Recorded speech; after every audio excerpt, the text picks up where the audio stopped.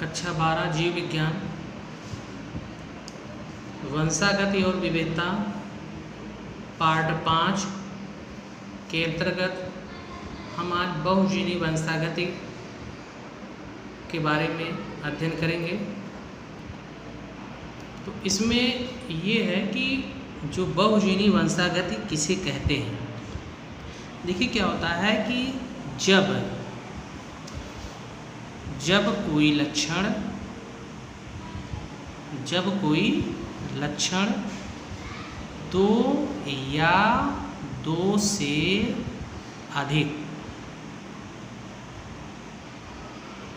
जीनों द्वारा नियंत्रित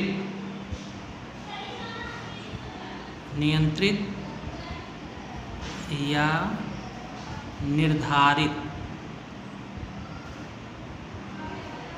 निर्धारित होता है तो उसे बहुजीनी वंशागति कहते हैं। बहुजीनी वंशागति कहते हैं। ये बहुजीनी वंशागति जैसे क्या है कि ABC जैसे जो होता है, जैसे मान लीजिए कि ABC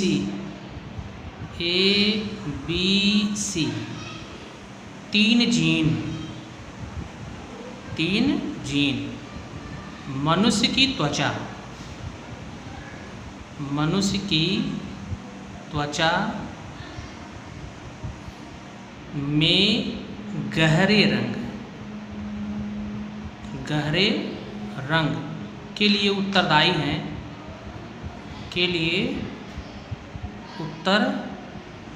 हैं, ठीक है। और ABC स्मॉल लेटर में ABC तीन जीन सफ़ेद रंग के लिए हैं, उत्तरदायी हैं।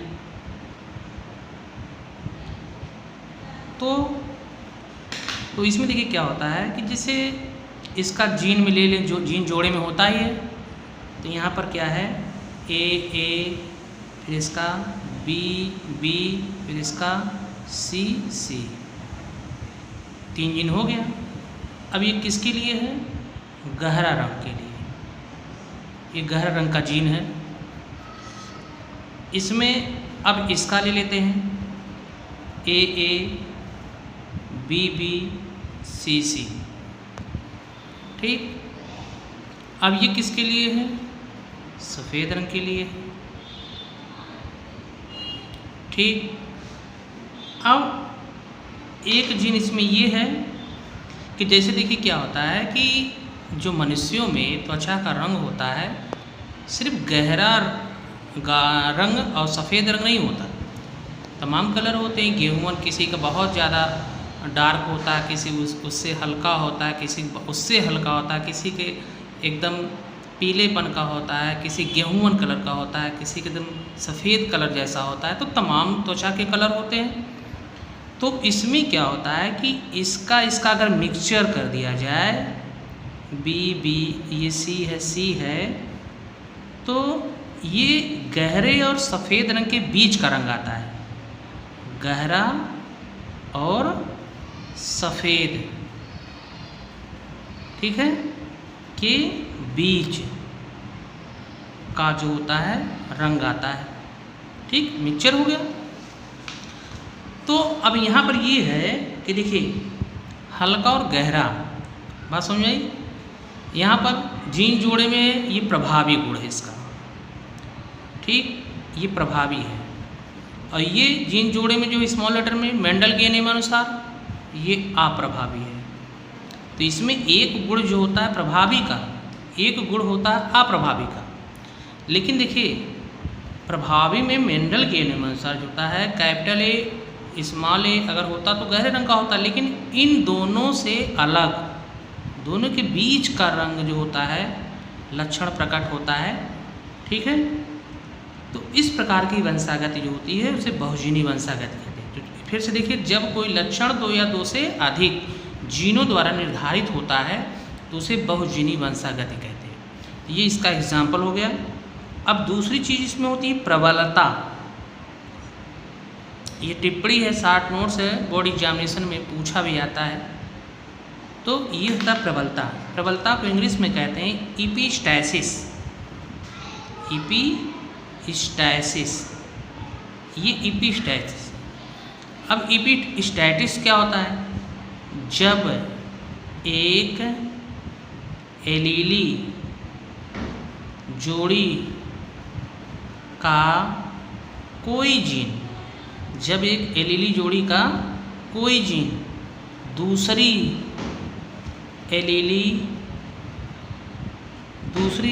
जोड़ी के किसी जीन के प्रभाव को रोक देता है, ठीक है, तो उस प्रभावशाली जीन को क्या कहते हैं? इपिस्टैटिक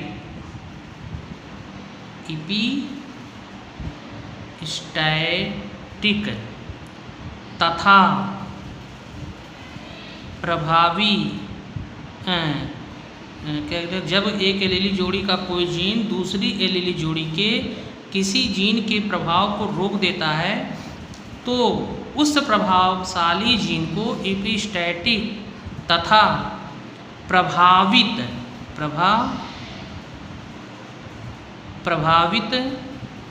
जीन को हाइपोस्टैटिक तथा इस घटना को इपिस्टैसिस कहते हैं। तो ये इपिस्टैटिस कहते हैं इसको। अब इसमें क्या है कि देखिए, यह प्रभाविता और प्रभाविता तो समान तो है, किंतु इसमें क्या होता है? दोनों कारक, बात समझ में आ रही ना? इसमें प्रभाविता व ये जो होता है ये प्रभाविता और अप्रभाविता समान है, परंतु क्या होता है इसमें दोनों कारक युग्म विकल्पी ना होकर के स्वतंत्र रूप में जीनों के रूप में होते हैं। ठीक है, तो अब इसमें क्या है कि जैसे एग्जाम्पल हम देते हैं, ठीक है, एग्जाम्पल हम दे रहे हैं इसको, जैसे ये है कैपिटल सी और ये स्मॉल पी, ठीक है। ये किसके लिए है? वाइट के लिए, सफ़ेद के लिए। बात समझ में आई? यहाँ पर है स्मॉल सी, कैपिटल पी। बात समझ आ रही ना? अब देखिए, ये जो होता है स्मॉल सी और ये स्मॉल सी कैपिटल पी। तो इसमें देखिए क्या है, स्मॉल सी हो गया, ये भी क्या है? वाइट के लिए है, वाइट। लेकिन इसका और इसका दोनों का जब यहाँ पे लेते हैं तो एक इसमें से ले लेते हैं कैपिटल सी, एक इसमें से लेते हैं स्मॉल सी, ठीक है, फिर एक इसमें से लेते हैं कैपिटल पी, एक इसमें से लेते हैं स्मॉल पी। ये किस रंग का होता है? पर्पल, बैगनी रंग का होता है। अब इससे जब गैमीट प्राप्त करेंगे तो capital C, capital P, small P. अब गैमीट प्राप्त करेंगे इससे,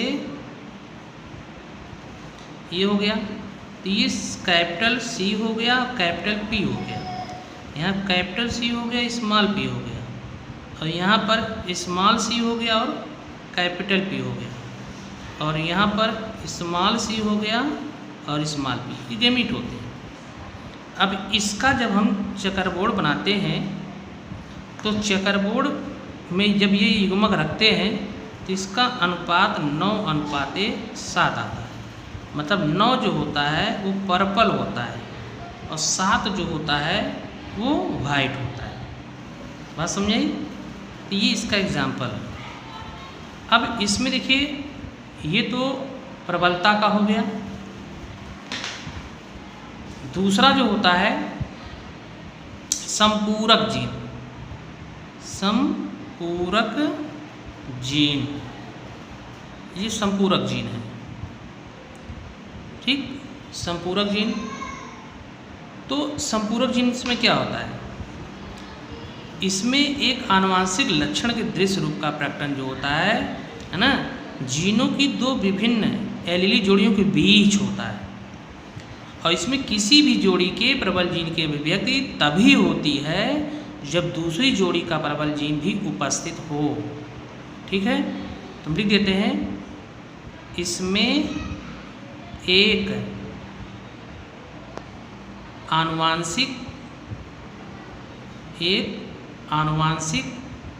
लक्षण के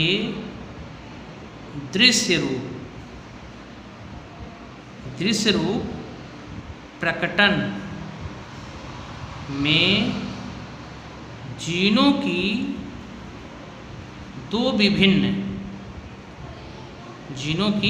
दो विभिन्न एलीली जोड़ियों के बीच ऐसी प्रभाविता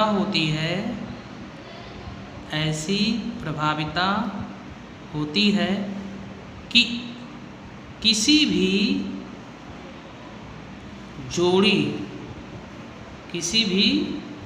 जोड़ी के प्रबल जीन की अभिव्यक्ति तभी होती है जब दूसरी जोड़ी का प्रबल जीन भी उपस्थित होता है।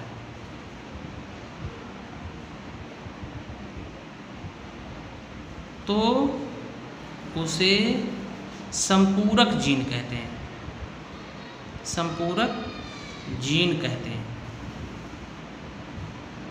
ये संपूरक जीन होता है। अब देखिए इसमें क्या होता है, इनमें एक जोड़ी जो होती जीन, ठीक है, दोनों प्रबल तथा दूसरी जोड़ी का जीन जो होता है अप्रबल होता है। जैसे कैपिटल सी, ठीक है, और ये capital C capital, small P, और दूसरी जोड़ी में था स्मॉल सी कैपिटल पी। बात समझ आई? तो ये जो होता है इसमें कि दोनों के जो जीन होते हैं ये प्रबल होता है। तो एक का प्रबल हो गया, एक का क्या हो गया, अप्रबल हो गया। बात समझ रही? इसमें क्या होता है, एक जीन जोड़ी दोनों प्रबल हैं तथा दूसरी जोड़ी जीन होता है दोनों क्या होते हैं, अप्रबल। तो दूसरे पौधे में दूसरी जोड़ी के प्रबल तथा पहली जोड़ी के क्या होते हैं, अप्रबल जीन। ठीक है, जैसे जो दूसरी जोड़ी का था, तो दूसरी जोड़ी के जीन में क्या है, स्मॉल सी और कैपिटल पी।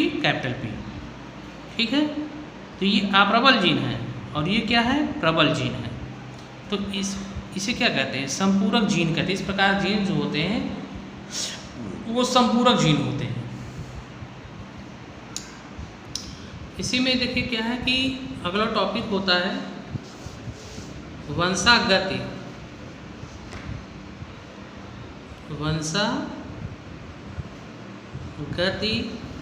का गुणसूत्रीयवाद।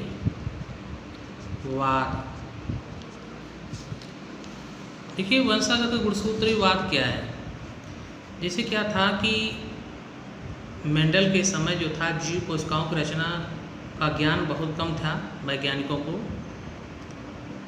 लेकिन क्या था कि नगेली ने जीव कोशिकाओं में केंद्रक में कुछ सूत्रनुमा जो होता रचनाएं देखी थी, ठीक है। तो वाल्डेयर ने इन्हें क्या कहा था, गुणसूत्र नाम दिया था वाल्डेयर ने। भाई जो केंद्रक में जो सूत्रनुमा रचनाएं होती हैं उन्हें वाल्डेयर ने क्या नाम दिया था, गुणसूत्र। और ये गुणसूत्र जो होते हैं माप, आकृति एवं रचना में अनेक प्रकार के होते हैं। लेकिन क्या होता है, किसी एक जीव जाति का सभी सदस्यों की जो सारी सदस्यों की क्या होता है, देव कोशिकाओं में निश्चित माप जो होती है वो आकृति एवं रचना वाले गुणसूत्रों की निश्चित संख्या का समान समूह होता है, जिसे क्या कहते हैं, कैरियोटाइप कहते हैं। आप गुणसूत्र में का अध्ययन किए होंगे कक्षा 9 में, कक्षा 11 में किए होंगे। देखिए जो गुणसूत्री जो गणना होती है उसमें 3 होता है, जीनोम होता है, एक होता है कैरियोटाइप, दूसरा होता है तीसरा होता है इडियोग्राम। जैसे क्या होता है, जीनोम किसे कहते हैं, जीनों के अगुणित समुच्चय को जीनोम कहते हैं। जीनों के अगुणित समुच्चय को क्या कहते हैं, जीनोम कहते हैं। और कैरियोटाइप क्या होता है, कैरियोटाइप के अंतर्गत जो होता है गुणसूत्रों का आकृति, माप एवं इनकी रचना का अध्ययन किया जाता है, ठीक है। आकृति, माप और उनकी रचना का अध्ययन किया जाता है। और इडियोग्राम में क्या होता है कि कैरियोटाइप के द्वारा गुणसूत्रों का खींचा गया ग्राफीय चित्रीय निरूपण इडियोग्राम कहलाता है।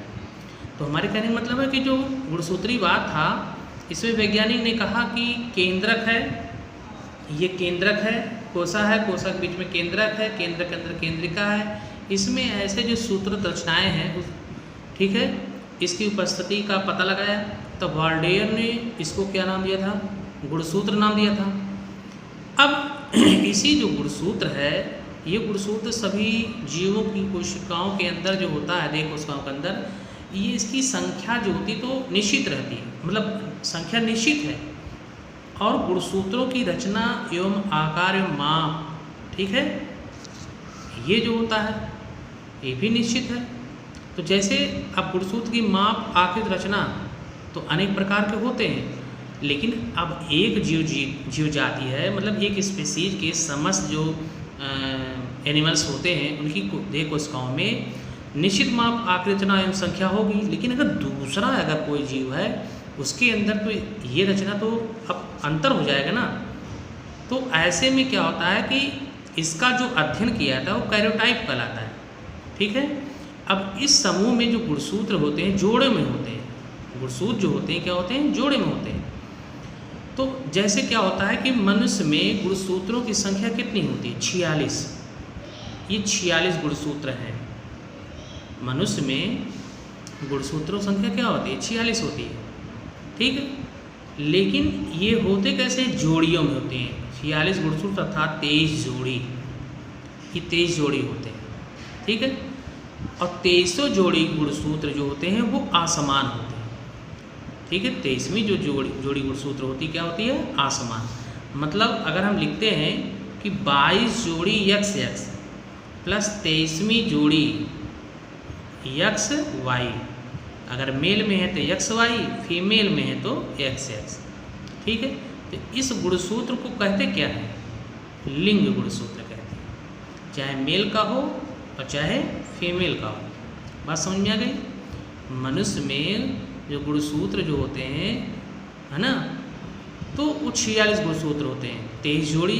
लेकिन 23वीं जोड़ी जो होती है गुणसूत्र असमान होता है, जिसे क्या कहते हैं, लिंग गुणसूत्र। असमान कौन सा आती है, यही तो है, ठीक है, ये असमान है।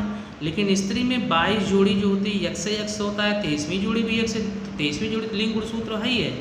लेकिन अब ये है कि ये 23 जोड़ी समान है, लेकिन ये 23वीं जोड़ी क्या है, असमान है, ठीक है। तो इन्हें छोड़ करके शेष 22 जोड़ियों में प्रत्येक जोड़ी के 2 गुणसूत्र। भाई इन्हें छोड़कर जो शेष 22 जोड़ी हैं, इसमें प्रत्येक जोड़ी के 2 गुणसूत्र माप, आकृति, रचना में क्या होते हैं? समान होते हैं। तो उन्हें क्या कहते हैं? समजात कहते हैं। तो कहने का मतलब ये 22 जोड़ी जो होता है इसको दैहिक गुणसूत्र कहते हैं। दैहिक गुणसूत्र कहते हैं। ठीक, ये होमोलॉगस है। होमोलॉगस, ये होमोलॉगस है। ठीक है, और ये क्या है? हेट्रोलॉगस है। ये वाला जो होता है लिंग गुणसूत्र, ये हेट्रोलॉगस होता है। ठीक, ये समजात है, ये असमजात है। समजात, असमजात। अब यहाँ पे ये होता है कि लेकिन अन्य सभी जोड़ियों के जो गुणसूत्रों से क्या होते हैं? भिन्न होते हैं। जो समजात गुणसूत्र, परंतु ये क्या होता है? अन्य सभी जोड़ियों के गुणसूत्रों से क्या होते हैं? भिन्न होते हैं। तो जैसे ये होता है कि माता पिता द्वारा जब लैंगिक जनन होता है, तो लैंगिक जनन की क्रिया के कारण जो होता है प्रत्येक जोड़ी का एक गुणसूत्र हमें नर युग्मक से अर्थात शुक्राणु, ठीक है, और दूसरा मादा युग्मक अर्थात अंडाणु से क्या होता है? प्राप्त होता है। तो शुक्राणु पिता से, अंडाणु किससे? माता से। तो ये प्राप्त होता है। अब इसमें क्या है कि देखिए, इसमें क्या होता है? युग्मकों में जोड़ी जो होती है, युग्मकों में जो जोड़ीदार गुणसूत्र होता है, तो जोड़ीदार गुणसूत्रों का एक एक ही सदस्य होता है। एक एक ही सदस्य। तो जैसे ये होता है कि यक्स वाई, ये है यक्स यक्स, यहाँ पर अगर इसका क्रॉस होता है तो देखिए ये है यक्स यक्स, ये भी है यक्स यक्स, और यक्स वाई। ठीक, एक किससे प्राप्त हुआ? माता से, और ये किससे? पिता से प्राप्त हुआ। यक्स माता से प्राप्त हुआ, वाई पिता से प्राप्त हुआ। ठीक है। अब यहाँ पर ये है कि जैसे समजात जो गुणसूत्रों का युग्मकों में पृथक्करण था, है ना, फिर क्या था? नर व मादा युग्मकों में संयुग्मन था। तो नर तथा मादा युग्मकों के संयुग्मन की क्रिया को फर्टिलाइजेशन कहते हैं, निषेचन कहते हैं। तो इस प्रक्रिया में समजात गुणसूत्रों का फिर से जोड़ियों में उसी प्रकार से मिलना होता है जैसे मेंडल ने अपने आनुवंशिक जो कारक के लिए बनाया था। ठीक है। तो इसी के आधार पर सटन ने इसको वंशागत का गुणसूत्र मत प्रस्तुत किया था। तो गुणसूत्री जो वंशागत का गुणसूत्री मत है, किसने प्रस्तुत किया था? ये किया था सटन ने। ठीक है, सटन ने प्रस्तुत किया था। तो कहने का मतलब हमारा ये है कि जो वंशागत का गुणसूत्री सूत्रवाद है, इसमें केंद्रक में सूत्र ऐसी रचनाएं होती हैं जिसे वैज्ञानिकों ने देखा। फिर वाल्डेयर ने इसको गुणसूत्र नाम दिया, ये गुणसूत्र है। अब जो ये वंशागत इसकी गुणसूत्र की हो रही है, 46 गुणसूत्र हैं, जिसे 23 जोड़ी कहते हैं। 22 जोड़ी दैहिक गुणसूत्र होते हैं, 23वीं जोड़ी लिंग गुणसूत्र होती है। 22 जोड़ी गुणसूत्र एक्स एक्स होते हैं। 23वीं जोड़ी गुणसूत्र क्या होते हैं? इससे अलग होते हैं, मतलब असमजात होते हैं। तो ये समजात हो गई, ये असमजात हो गया।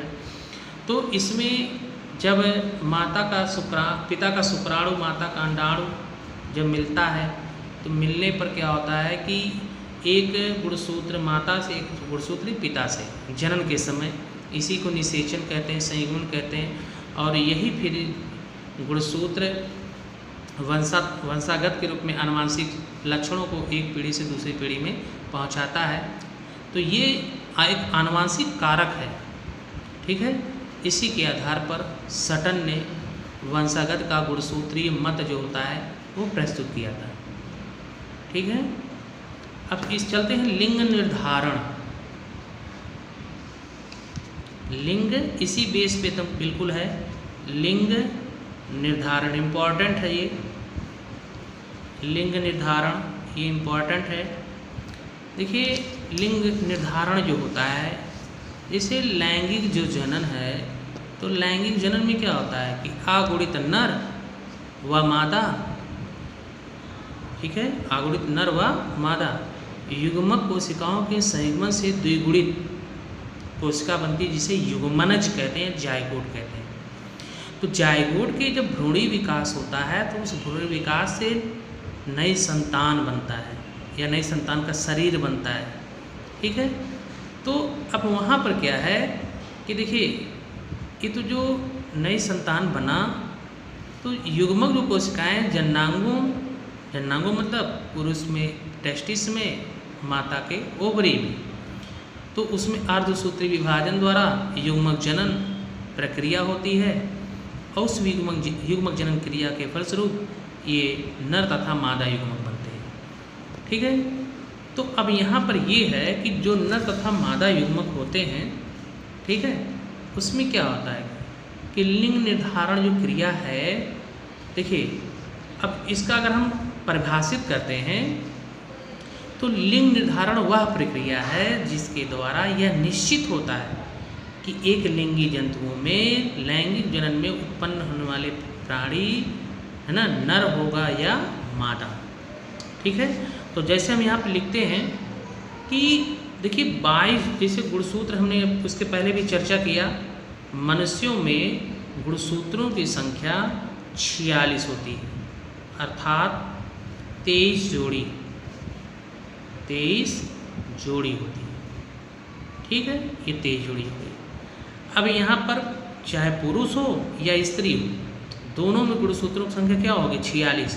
तो सपोज दैट ये पुरुष है और ये क्या है स्त्री, ठीक, पुरुष और स्त्री। अब पुरुषों में 22 जोड़ी XX प्लस 23वीं जोड़ी XY, स्त्रियों में 22 जोड़ी XX प्लस 23वीं जोड़ी XX ही होती है। अब यहाँ पर अगर हम देखते हैं, ठीक, तो इसको क्या कहते हैं, दैहिक गुणसूत्र कहते हैं। जो 22 जोड़ी जो गुणसूत्र होती है इसको क्या कहते हैं, दैहिक गुणसूत्र, ठीक है। तो ये जो होता है दैहिक गुणसूत्र है, दैहिक गुणसूत्र, ठीक। ये सभी क्या है, ऑटोसोम है, ऑटोसोम मतलब समजात, ये सब समजात है। 23वीं जोड़ी जो होती है सेक्स क्रोमोसोम्स होता है, लिंग गुणसूत्र होता है, ये लिंग गुणसूत्र है, ठीक। तो इसमें तो ये समजात है, लेकिन ये 23वीं जोड़ी क्या है, इसको कहते हैं हेटेरोसोम, असमजात इसको कहते हैं, असमजात या विषमजात या विषम जात, ठीक है, या विषम जात कहते हैं, या इसे लिंग गुणसूत्र कहते हैं। तो लिंग गुणसूत्र क्या है कि जैसे XY है तो क्योंकि ये डिटरमाइन करता है, निर्धारण करता है कि पुत्र होगा कि पुत्री। तो इसमें क्या होता है कि देखिए पुत्र होगा पुत्री, तो ये तो मनुष्य का पुरुष का लिंग गुणसूत्र निर्धारण करेगा, इसलिए इसे सेक्स डिटर्मिनेशन ऑफ क्रोमोसोम्स कहते हैं, सेक्स डिटर्मिनेशन ऑफ क्रोमोसोम्स कहते हैं, इसको लिंग निर्धारण गुणसूत्र कहते हैं या लिंग निर्धारण गुणसूत्र, इसी कहते हैं लिंग निर्धारण गुणसूत्र कहते हैं इसको, ठीक है, ये लिंग निर्धारण गुणसूत्र है। अब यहाँ पे क्या होता है कि देखिए ये तय करता है कि पुत्र होगा कि पुत्री। तो देखिए यहाँ पर हमने एक रेखा चित्र इसके पहले भी खींचा था, XY XX, ये मेल है, ये फीमेल है, ठीक। ये रचना जो होती है XY XX XX XY XY, मतलब एक X मेल से तो एक X फीमेल से, तो पुत्री हो गई। अगर एक X में एक Y इसमें मेल से और एक X फीमेल से तो क्या हो गया, पुत्र हो गया। तो ये जो होती है पुत्री और ये जो होता है ये पुत्र। तो निर्धारण कौन किया, अगर मान लीजिए ये भी X होता ये भी X होता तब उसमें पुत्र पुत्री होती, खाली पुत्री ही होती, लेकिन Y के कारण क्या होता है, देखिए 50% गुणसूत्र X है, 50% Y है। और इसमें 100% जो होता है यक्ष ही है। तो यही डिटरमाइन करता है, निर्धारण करता है कि पुत्र होगा कि पुत्री। ठीक है। अब इसमें देखिए इसी के आधार पर क्या होता है कि जैसे गुणसूत्र जो होते हैं, है ना, वायु गुणसूत्र जो होते हैं ये आकार में क्या होते हैं, छोटे होते हैं। वायु गुणसूत्र जो होता है आकार में क्या होता है, छोटा होता है। तो अब इसमें ये है कि मनुष्य में स्त्री और पुरुष का भेद जो होता है या लैंगिक द्विरूपता जो होती है वो 23वीं जोड़ी गुणसूत्र के कारण होती है। ठीक है। इसीलिए क्या होता है 23वीं जोड़ी के गुणसूत्रों को लिंग गुणसूत्र कहते हैं। तो माता पिता से जिस संतान को यक्ष वायु गुणसूत्र मिलेगा वह पुत्र बनेगा और जिसे यक्ष गुणसूत्र मिलेंगे वह पुत्री होगी। माता पिता से संतान को कौन से लिंग गुणसूत्र मिलते हैं इसका निर्धारण लैंगिक ज्योति जनन प्रक्रिया के द्वारा होता है। तो लैंगिक जनन में क्या है, पुरुष तथा स्त्री के जो जनन में युग्मक जनन की जो प्रक्रिया होती है उस प्रक्रिया में अर्धसूत्री कोशिका विभाजन होता है। तो अर्धसूत्री कोशिका विभाजन के द्वारा जो होता है विभिन्न प्रकार की कोशिकाएं बनती हैं। ठीक है। तो युग्मक कोशिकाएं अर्थात गैमीट्स, तो अर्धकोशिका जो होती है ना, अर्धकोशिका विभाजन से बने होने के कारण युग्मक कोशिकाओं में गुणसूत्रों की जो संख्या होती है तो वह संख्या जो होती है वो द्विगुणित होती है और द्विगुणित की आधी। तो पहले द्विगुणित था लेकिन जब अर्धसूत्री विभाजन हो जाएगा तो विभाजन के फलस्वरूप उनकी संख्या क्या हो जाएगी, आधी हो जाएगी। ठीक है। अर्थात क्या होगा, यक्ष हो जाएगा, मतलब यन। देखिए यन को कहते हैं आगुणित और 2n को कहते हैं द्विगुणित। ये आगुणित है और ये क्या है, द्विगुणित है। ठीक है। तो इस प्रकार से इसमें संतान में पुत्र और पुत्री का क्या होता है, निर्धारण होता है। बाकी हम अगले वीडियो में फिर पढ़ेंगे। धन्यवाद।